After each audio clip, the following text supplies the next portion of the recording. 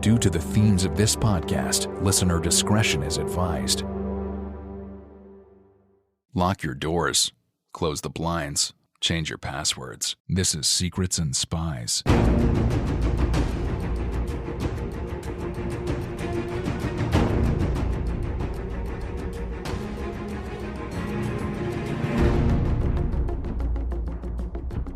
Secrets and Spies is a podcast that dives into the world of espionage, terrorism, geopolitics, and intrigue. This episode is presented by Matt Fulton and produced by Chris Carr.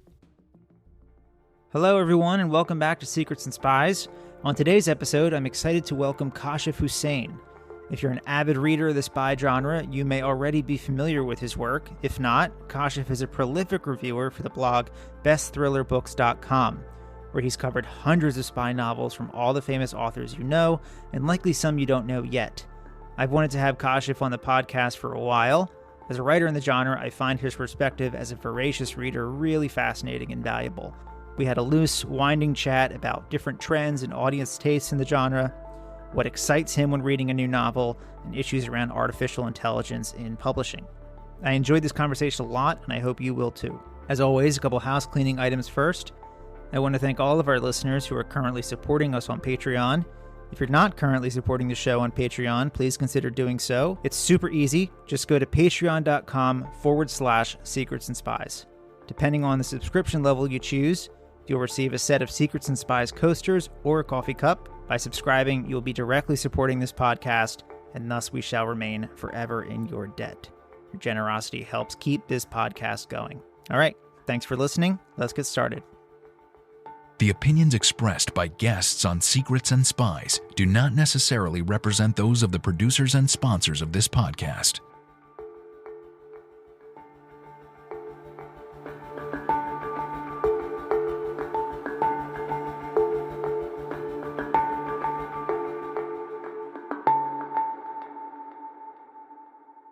I'm here with Kashif Hussain. It's great to have you. Welcome on. Well, I'm glad to be here. Thank you for having me here. Sure. So I've wanted to have you on for a while now. The podcast is trying to move more into spy fiction, the spy genre and spy adjacent genre. And you're a prolific reviewer for Best Thriller Books blog. So I'm sure there's a lot of writers and listeners who are avid readers in the genre who probably know you and your work. But to anyone listening who isn't, tell us a bit about yourself and how you got kind of attracted to this genre. Well, so I started off with, I've always been into thrillers, but it was more of like just a passing interest that I wanted to see, and they just excited me. So I started off with a bit of Lee Child books just to get me in that, and Jack Reacher books. I used to really enjoy those, but it wasn't really until I came across American Assassin by Vince Flynn that really got me going into thrillers. And that was the point where I realized I wanted my thrillers to be very smart. I wanted to read something that not only educated me in terms of geopolitical instances around the world, and of course, a little bit of action and those intrigue and mystique, they really help. So that was when I really found myself going into thrillers. And ever since then, I've been wanting to get my hands on any spy thriller I could get. So around what time was that you kind of really got into this? Because you're pretty young. I think you're a bit younger than me. Yeah. So actually, I got into it in high school. I was actually doing my high school in Dubai, and I just was in the bookstore. They have a great bookstore there, and I just went in one day and I saw this really captivating cover. It said American Assassin. I'm like, you know what? Maybe I should just pick it up, see what's about. So yeah, that was, I'd say, in 2013 or maybe 2012. Okay, so good 10 years you've been doing this. Yes. So when did you get hooked up with Best Thriller Books? Yeah, that's actually a really fun group. So it was during COVID time, and I already known these guys, couple from my Twitter interactions. We'd post reviews, have like the discussion on the threads going on, and then it was during the COVID time peak. Everyone was in lockdown, and we just decided, you know what, we have all this time, everything is remote.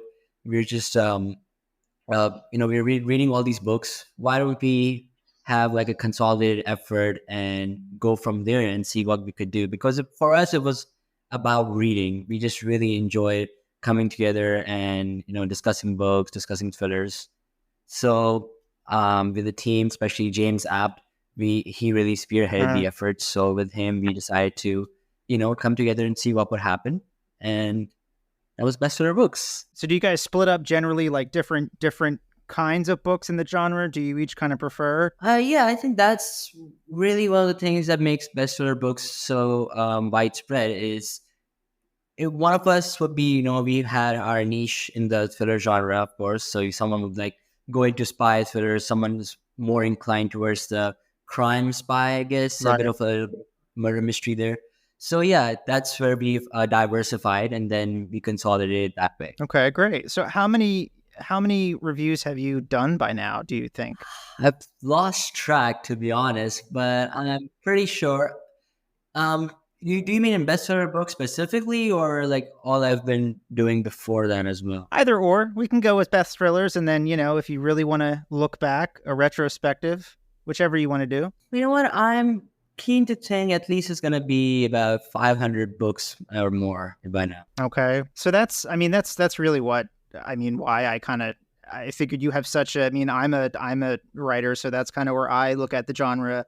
You look at it as a reader and a reviewer. So I really thought you must have this, awesome perspective on the genre, and kind of a institutional memory isn't the right word, but that you're able to, at that point, when you've canvassed the genres to that level, I think you're able to see certain kind of, trends and patterns and stuff that is interesting to me as a writer. And I'm sure to other fans of the genre who are listening are probably interesting to them as well. So when you sit down to review a book, I guess, I'm curious to hear your process. How do you decide, okay, this is a book for me, this is one that I actually want to sit down and review? Because it takes a fair amount of time. With you. And what do you look for when you crack open a book that you're going to do a review? What are you looking for? What are your tastes and stuff in that regard?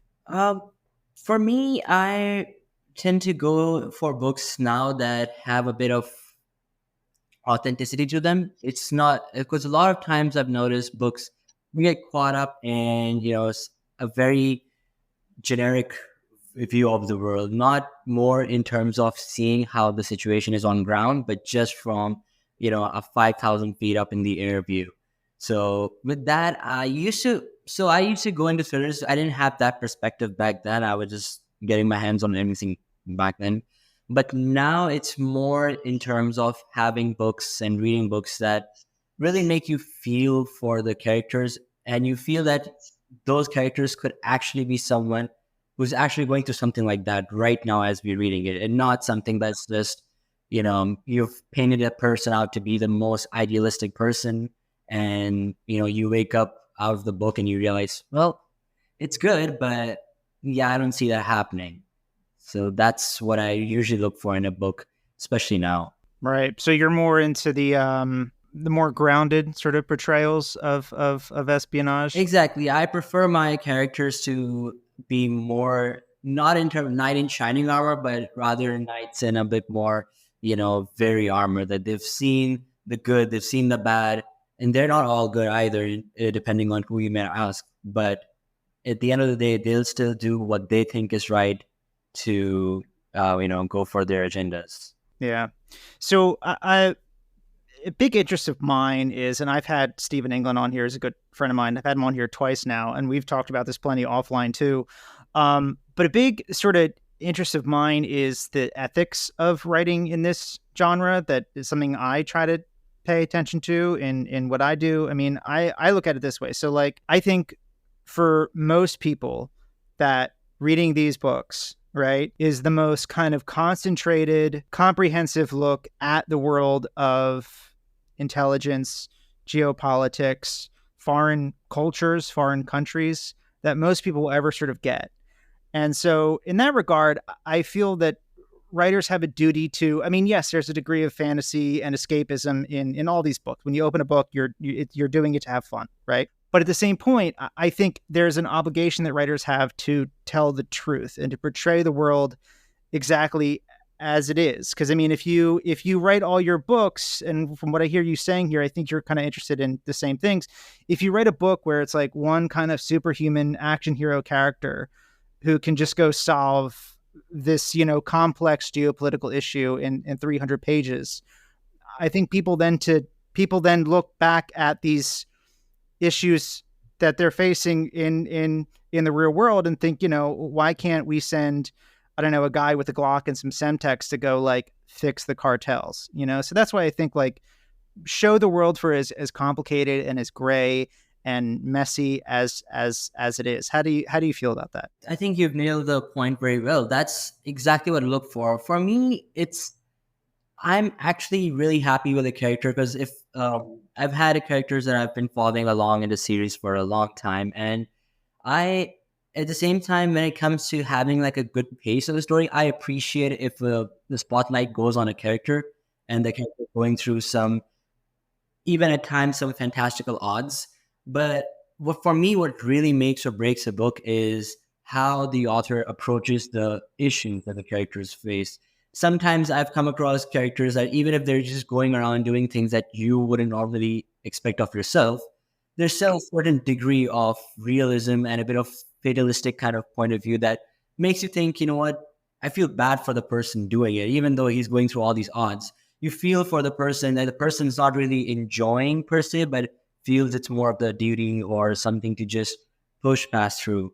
But a lot of times you read books and it's just thrillers, just person's just going through the motions and it feels like it's the best thing to do. And that sometimes takes me out of it. Like you're going through some really traumatic, some really gritty, dark stuff. And it really makes me intrigued when the book focuses on the toll it takes on the person's psyche, on the soul. And that's where I feel gritty spy thrillers really, really can, take the prize there. Yeah, that's a good, yeah. So in the 10 years or so that you've been really, diving into this genre and reading, everything out there, are there any kind of trends that you've noticed, the ways that it's changed over the years or anything along those lines? Actually, yes. So when I first started, and even I look back on the separate books that I read, and they're not very latest, but they'll come up about 2000s or even a little back before. I noticed Right. a great change in trend when I talk to some authors now, especially indie authors, and I get this vibe that they realize the audience, the readers, they want to read something that's both, engrossing. It's both that it has that, fast-paced vibe, but as you said, it also educates them. It gives them a perspective on how the world is. I think the trend has gone very well in the direction of exposing the truth for exactly how it is, rather than concocting a view of how we would want the world to be. I think we've a lot from that because, as you said, readers are getting the education on certain aspects and intelligence, geopolitics from these thrillers. And I think authors now have a greater appreciation of educating their fan base while also giving them thrills. Yeah. So what do you think readers in the genre are most interested in? What kind of books do they most want to see right now? I think now there's a really healthy, bunch of people who are actually looking for books that it give them, like, you have the action sequences, you have something, it's like a fast-paced thing going on, one chapter after another. But now, at least for me, when I've talked to readers, I felt the trend has gone a lot towards that, a sophisticated degree of realism that one person on his or her own won't be simply, doing everything to, fix the situation. There are layers that have to be incorporated. There are different characters that all have to come into play that really help. I think that's what I've noticed significantly in Stephen England's thrillers as well. That it's not just, as much as I like his protagonist, he's not doing the entire job. There's so many elements that are coming into play, and then the story reaches the final point. So that's what I feel readers now are appreciating more than they did before. Yeah. I mean, I definitely see that too. I mean, it's like, yes, in real life, there isn't one person who just goes and, fixes this whole, like, I mean, James Bond's great. I love James Bond, but there's not like one super secret agent that goes and just, handles this whole crisis. And I think, I mean, from a writer's perspective, having that larger kind of ensemble cast that's well placed at, let's say, different levels of the CIA or through different agencies. People are in intelligence, people in the military, people in sort of diplomatic circles, some just random, I don't know, people who live in a certain country or a city where the action's taking place. I think you get a broader kind of survey and you're able to just show more interesting things rather than following like your one like superhero through this entire journey. So what are some of your, looking back, we're almost done with 2023. Looking back, what are some of your like top 5 best spy novels of the last year? That's a good question. It's a loaded question, actually. But don't mean to put you on the spot. Well, okay, let's take it this way. So I've really appreciated, I don't know if I'm pretty sure you've heard of Simon Conway. Yep. His books. So he had his one, and the fun part is I usually get his books every time if I'm going to Dubai, because they have it takes time for it to come to US. But I get to enjoy his books more when I'm there. But his like the latest, he had a trilogy, and I really enjoyed that. He came out with this. I think it was a Stranger, Saboteur, and those were what I really appreciate in those kind of books. We also had Adam Hamdi with his trilogy, and that's been like the White Fire that came out. That was very important. And Stephen England himself, he actually came up with a really, really fantastic book. And that's the thing. What I notice is that I really appreciate when the author isn't afraid of letting his books or her books run a bit long in that, because sometimes I can understand the apprehension that, it's such a large book, will the readers still be engorged in it? Right. But I think, when you take it this way, when you have these many characters, you have an ensemble of characters, you want to do them justice. You want to do the story justice. So yeah, that, and on a bit of the other side, I do have my favorites with Kyle Mills when he took over the Mitch Rapp saga. I really enjoyed his books. Sad to see him go from there, but yep. And Mark Green, his Greyman books are always, as much as like, there's one person going around and making the world okay. Same with Mitch Rapp. I still appreciate how they go about doing that. So right. Those are the ones that really jumped out. There's one book I actually came up as a debut, The Bitter Past. I think that book, I'm really blanking on the author's name right now, but The Bitter Past, that was a really enjoyable debut, and it didn't feel like a debut. That's the thing. It's a spy thriller, and it combines both the aspects of murder mystery with the old school espionage that took place, back in the atomic age. And that's the kind of books that really, just jump out. They're surprise reads that I expect them to be good, but when they stick in my head for a while, that's how I know they've really, nailed the mark. Is this The Bitter Past by Bruce Borgos? Exactly. Bruce. Yeah, okay. Cool. Let's get that covered. So what you said about a book that like sticks in your mind for a while. What causes that, if you know? Yeah. I mean, I've been grappling with that question for a while, actually. It's the characters, I believe, that, stick the most in my head. I think I'll give you the best example I had recently when I read Pandora's Box by Stephen England. Yeah. It really stuck with me when he, laid the groundwork for the characters. If every betrayal, every twist felt personal. And that's what I feel really works, even in Bitter Past, when I have the characters going through. The way they explain the dilemmas, the predicaments, you can relate to them. And I think that's what really sticks in my head, is when I can think back and realize, what? I've really either felt really amazed by the character or I felt bad for the character. That's when I realized it really stuck in my head. It's because stories, as amazing they are, they can be interchangeable in the head, because we have so many spy thrillers that are covering certain geopolitical areas, certain regions, and a couple of them, they they come together and you can feel like, okay, the plot lines are a bit similar here and there. But what really differentiates is the authenticity that the author portrays in depicting the characters. So they don't feel something that's, you've already read this person a billion times ago. Feels like a new creation.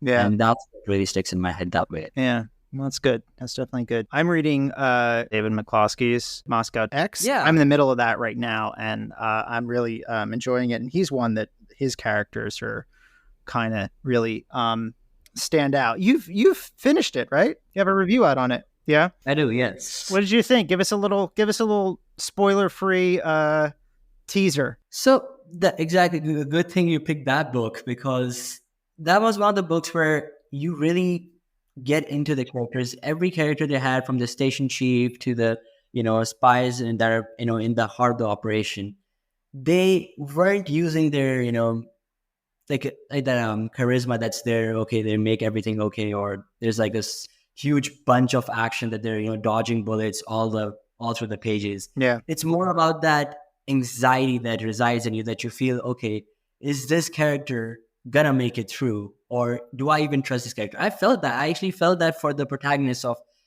this book, that I wasn't even sure if I could trust them properly.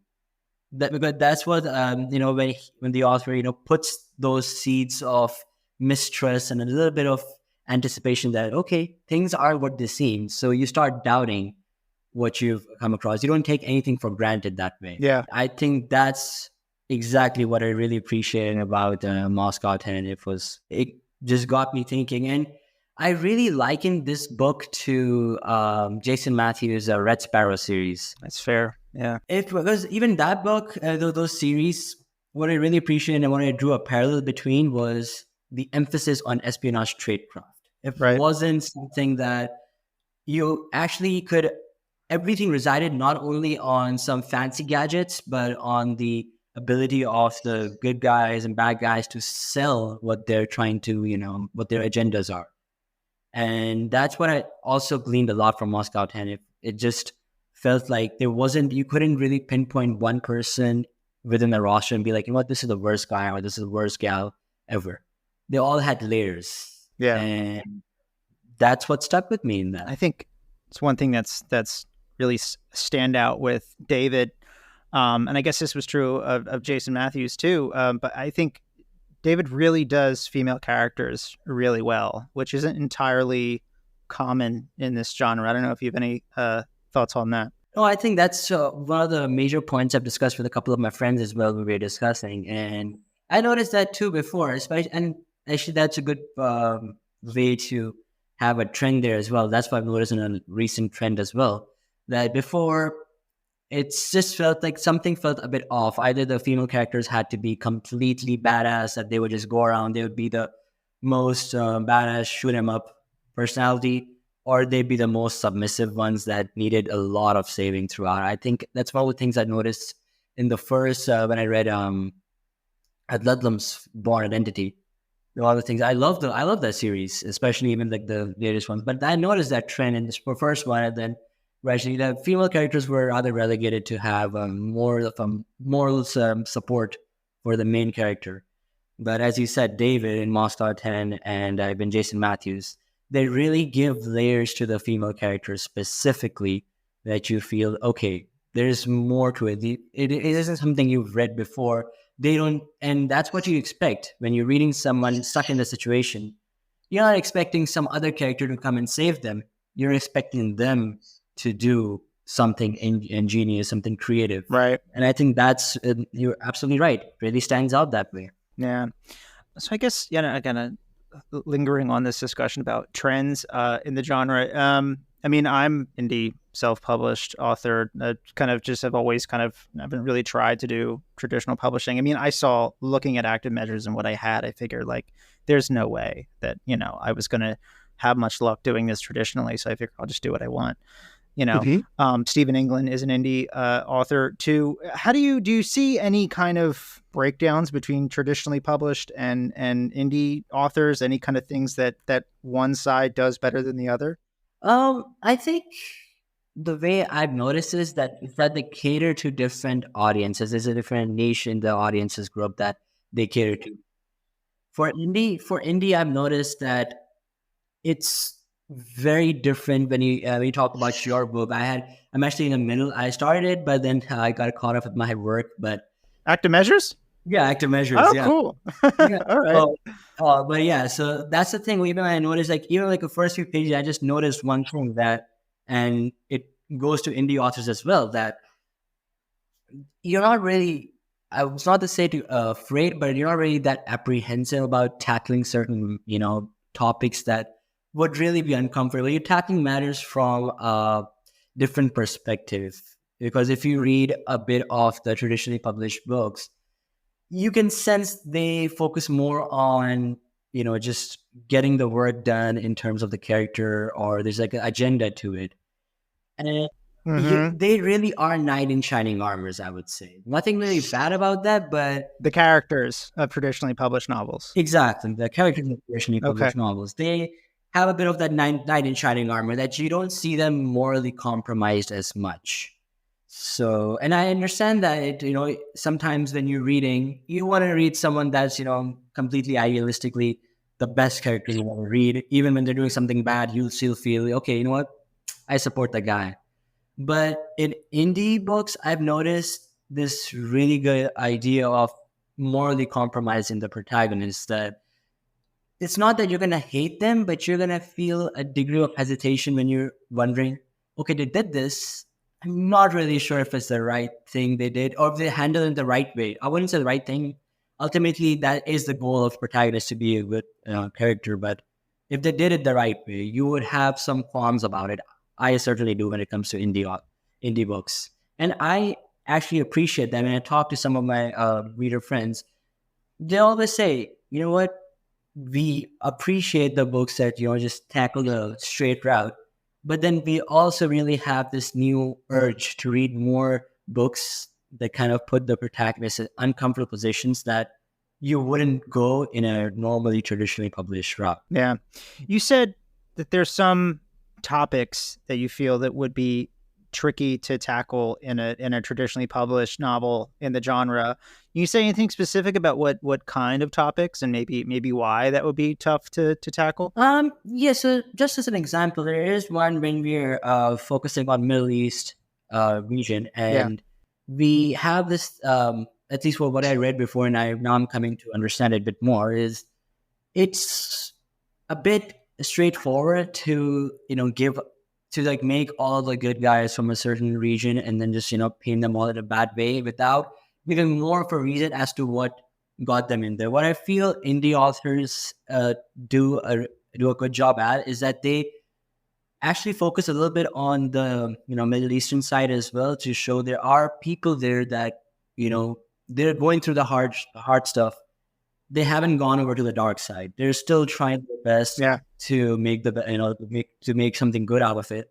And then when they pair up with someone from a different region, it becomes more of a partnership. It becomes something, it's an exchange of ideas, of culture, and you learn more that way, rather than just having a typical bad guy image and be like, okay, this is the bad guy that did this, and that's it from that region, and then you have something else. Do you think so? This is interesting. So, as an avid reader in this genre, and you mentioned this issue of the portrayal of the Middle East as a place where actual people live, real flesh and blood human beings. Like, it's not just Right. Mordor, and I feel, I mean, the last 20 years of this genre, since 9/11, especially in the United States, I don't think this is entirely true of writers coming out of the UK. But I mean, how do you you're from Dubai originally, how do you personally, I mean, how do you relate to that stuff in the genre? I think it gives me a different perspective on the genre itself, because as much as when I started off, I never really thought about it as such, that, okay, that we had good guys and bad guys, and, in a really good, I'd say, not a perfect world, but in the way that thrillers are portrayed, some of them, okay, there's a good guy, there's a bad guy, and they're divided through the regions. But then I noticed from my own experiences, like living in Dubai, it's you know, such a vast world of a melting pot. Basically, you have people Right. from all over the world. They're coming in and they're exchanging, cultures, ideas, Yeah. and with that, I started thinking, you know what? There's something that's a bit that I would have loved to see more in thrillers, and that's something that shows the human side of what happens. And I think that's what gets a bit caught up, because when you're trying to show I don't know, like a Middle Eastern bad guy as the worst possible guy, you're Right. gonna show, okay, all the worst things that the thriller they do. And in that, I feel sometimes it becomes like a rather generic brush that's painted over the entire thing rather than a subdivision of those. And even the motivations, it's much better when you understand that, okay, these folks are misguided and that's how they're portrayed. But either like sometimes it makes sense to paint some as inherently evil, some as but it's fun when there some of these characters you can understand their plight, and Yeah. you can empathize with both sides. So even when there's like a victory and the good guy stops something bad from happening, there's a lingering tension that you feel like, you know what, it's with the geopolitical crisis that we read, they stopped one thing, something else could happen. And Yeah. that's what I think, if that's what I would like to see more in thrillers. And with the trend, I have been seeing that more, especially in terms of indie authors. Good. So do you think that, I guess we could say, hesitance of traditional publishing in the genre to really sort of tackle issues in the Middle East with a degree of complexity and nuance. Do you think that's because, I guess, publishers in this area are responding to what they think readers want, which is a not nuanced portrayal of the Middle East? I'm not sure, but possibly it's a good point to make, because sometimes when you're picking up a book, it makes sense. A lot of these books, you're reading them to, and what I understand it much better now is that you're reading to get out of, your real life. You're trying to escape into it.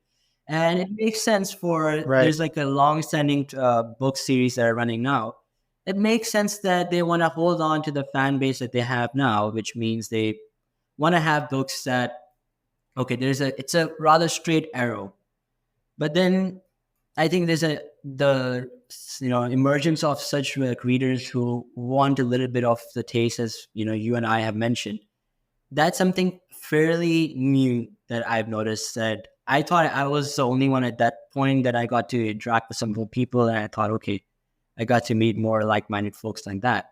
So I think it's still a very nascent concept in the publishing world. Right. How do you feel about continuation series? I mean, Tom Clancy's been gone for a long time, unfortunately. Vince Flynn's been gone for a long time. Same with Robert Ludlum. And I mean, their characters are very popular still. But how do you feel about, I don't know, these series going on and on and on and on and on with new writers? Huh. Actually, I think for most of them, I can't really think off the top of my head that I found a bit disappointing. But as you mentioned, these ones I've really appreciated, because they didn't just open up this series with characters. They opened up a way of thinking for the readers to get into. And I think it's really interesting when, we have legacy authors who continue that work. Right. Because there's more to explore. It's not just, they haven't created just stories, they've created entire worlds, like Tom Clancy. There's so much the stories been running. We have Don Bentley, Mark Cameron, they've taking up. We even had Mark Rainey at one point taking the stories forward. And it was really intriguing that they could take all of that, they could take such a vast world and continue the stories, because there is more. It really feels, when you relate to characters and stories like that, it feels like you're saying goodbye to an old friend.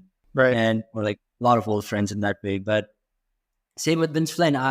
When I started reading his books, it was after 2030, after he had passed away. So I read through all the books to the point I was worried, okay, what's going to happen? Then I realized Kyle Mills has taken up the mantle. So And the thing is, there's a lot of I can understand there's a lot of pressure on the new folks to get the right thing to make sure they connect with the readers that have been long-standing fans, Yeah. as well as open the floor to new readers like I was at the time. So I think for me, it's something that's really special. Yeah.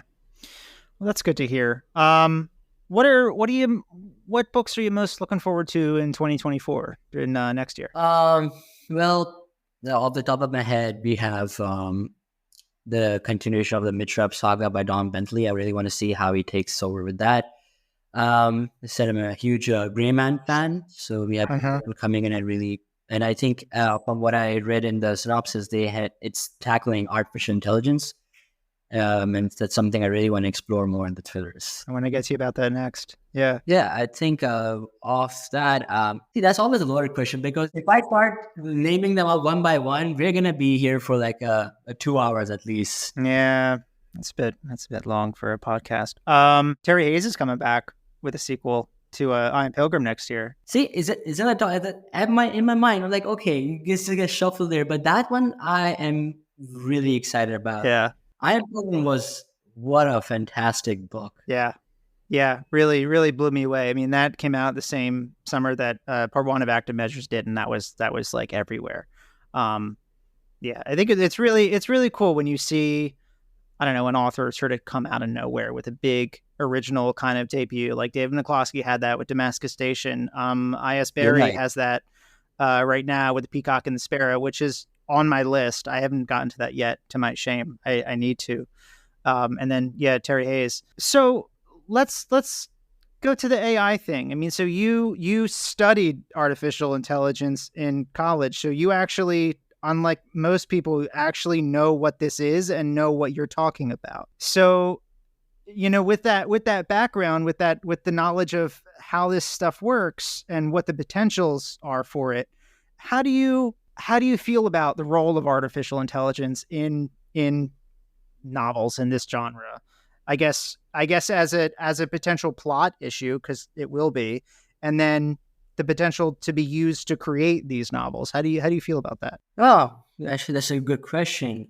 I think lately there's a lot. I think I mentioned even at the time when this kind of was like a twofold thing with artificial intelligence and technology.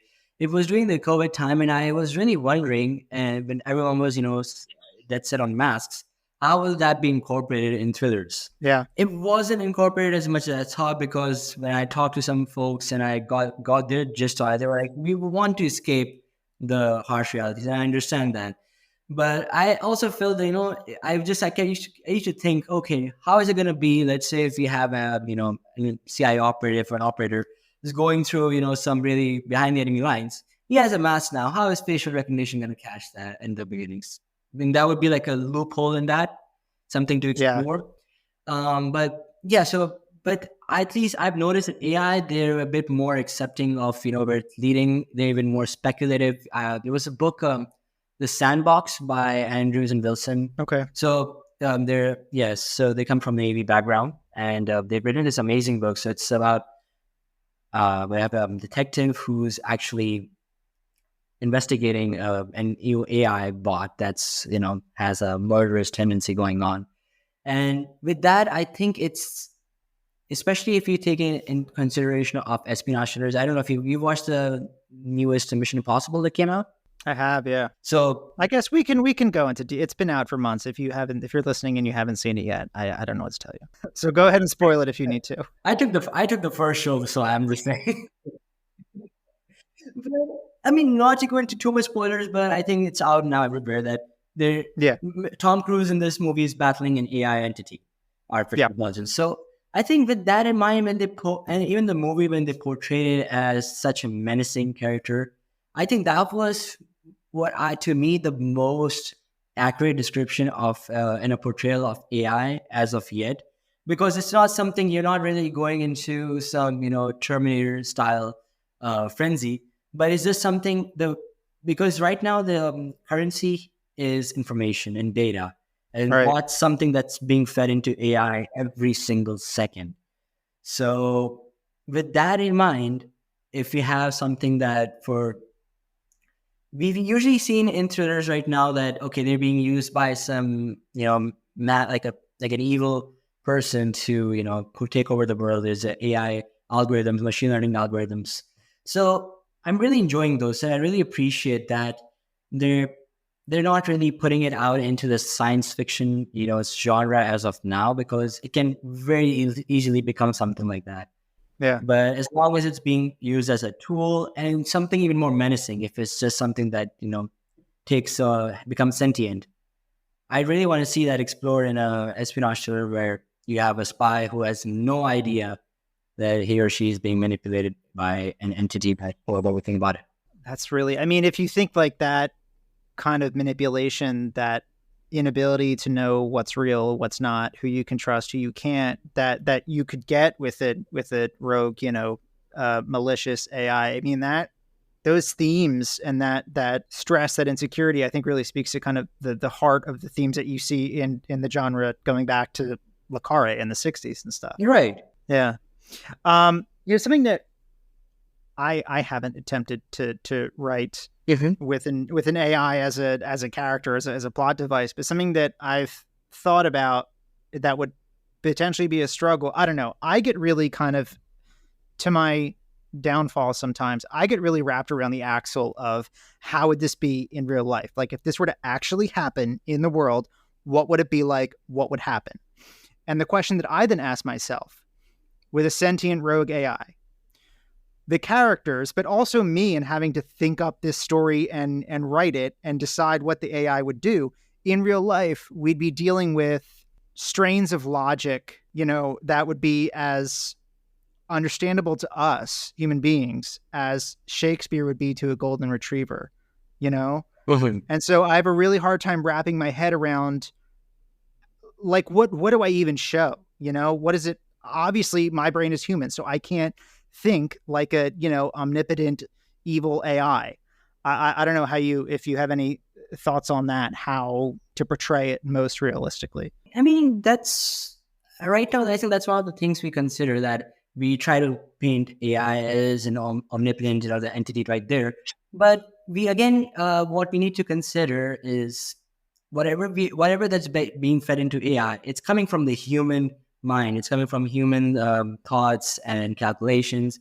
So when we notice, it's mimicking. Exactly, it's mimicking. So as much as we fear that, okay, this is going to happen, and like what happens if it goes wrong, we have to consider, if it goes wrong, it's going to act very much like we would, because if given a situation, if given all these calculations, maybe think about it like that way, that, okay, you have a directive to, let's say, if you're taking an example, if you're holding the reins to a very large organization, and you're giving the directive to protect it, and you have all this data, you have all the calculations at your hand, you're going to be doing, and if you're not really worried about morals, you're going to be doing some really crazy things. You're going to be doing things at whatever the cost to, and we've seen that in terms of the bad guys we write in thrillers, that, okay, they go through some really dark lengths to do it. So in a way, we're actually portraying, if we don't put the right safeguards on AI, it's going to be doing the exact same thing. So it does, as much as it feels like a far-fetched idea, at the same time, it's paradoxically very elegant and easy to think about it from the perspective that if you could do it, how would you do it? Right. So in that way, I think it's very important that, at least for now, if we portray AI as like a rather, completely, bulletproof entity, it wouldn't be much in keeping with right now where the world is realistically going and where it is right now.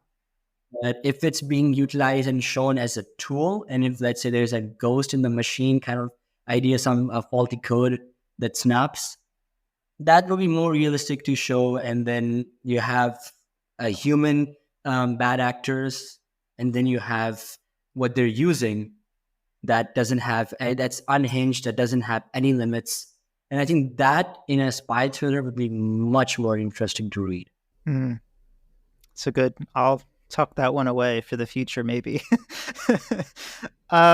So let's hone in on AI being a tool, because ultimately right now that's what it is. It's a tool created by humans, used by humans. Will it be more in the future? I don't know, but that's what it is right now, right? So how do you feel about AI as a tool to write these books? Are they going to put us all out of business? I actually I was surprised to find out. I think I read it on I think one of the social media platforms that a couple of authors were mentioning that they used AI in certain parts of the books to at least to give them an idea what to do about it.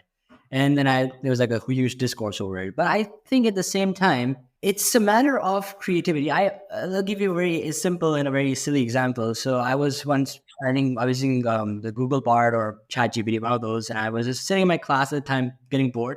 And I thought, I'll ask the AI to write me a sequence from Top Gun, something similar to that. So one of the sequences it says was during a dogfight, Maverick opened his canopy. He pulled Goose from an upside down F-14, put him there before the F-14 exploded, and then went its way. Wow. So I think you're safe right now. I think writers are safe when it comes to that, because there's a degree of whatever you're coming up with. There's human, ingenious minds that are coming together, and there's a certain creativity.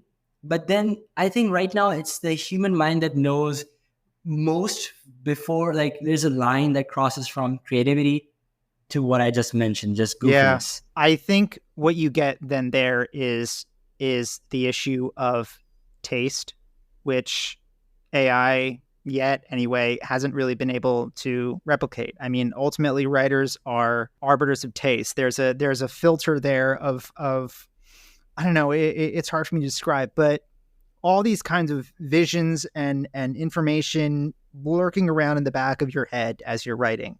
And a writer's job, I think, as an arbiter of taste, is to know what to filter through and put on the page, and what is the best, most kind of artful, ingenuitive way to do that. That is accurate, but also kind of entertaining. And I don't think AI yet, like ChatGPT or Bard, kind of has that. It doesn't understand things in the way that we do, and it doesn't, like to your point about that scene from Top Gun, it doesn't know that's completely friggin' ridiculous, so we're not going to do that. It's not there yet. Yeah, I mean, just to give you an idea, there was one, I think there's a pi.ai. It's they have a personal artificial intelligence assistant for you.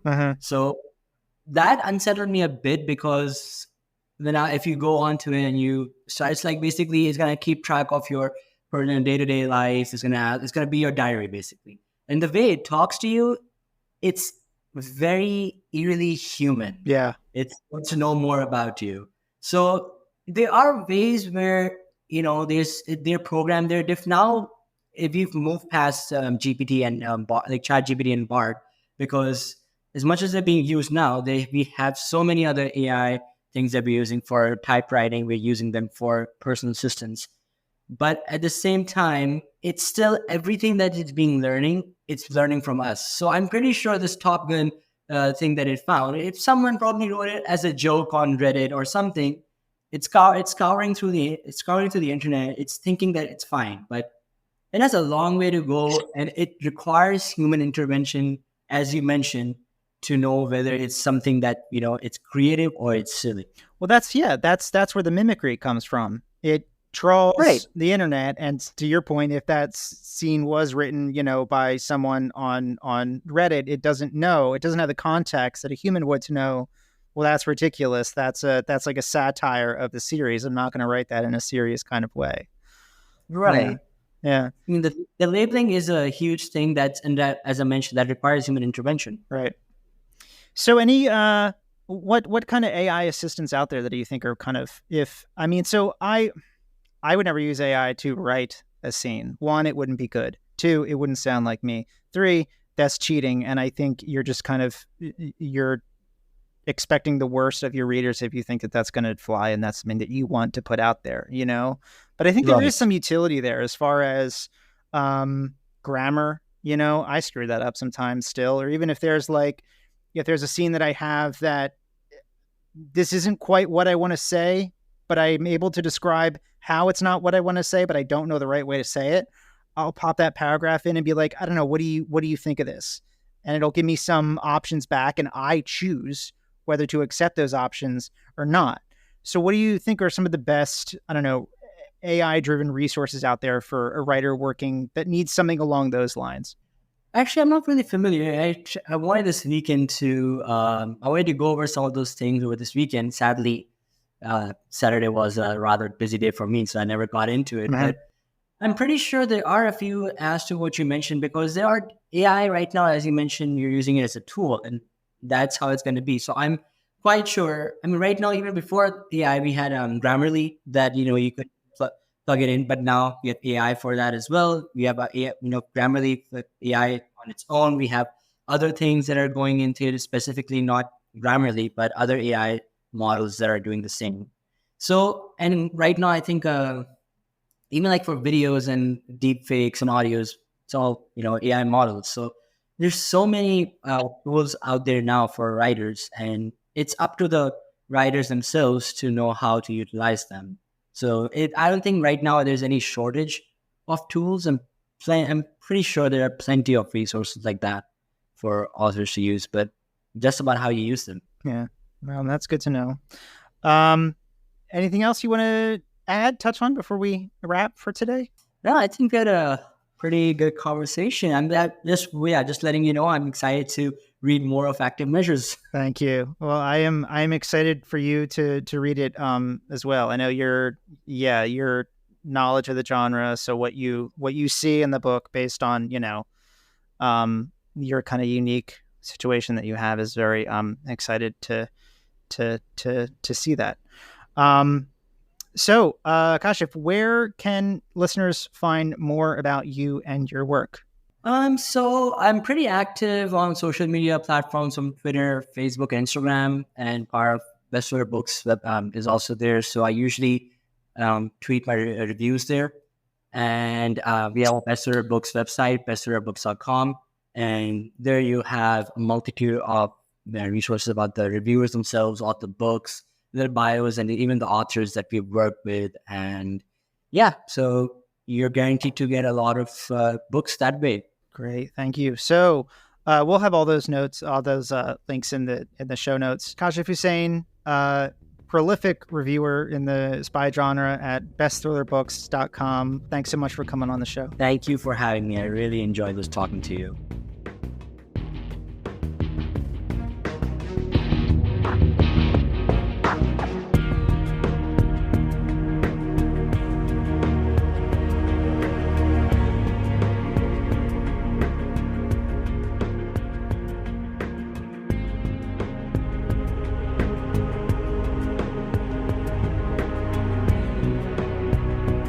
Thanks for listening. This is Secrets and Spies.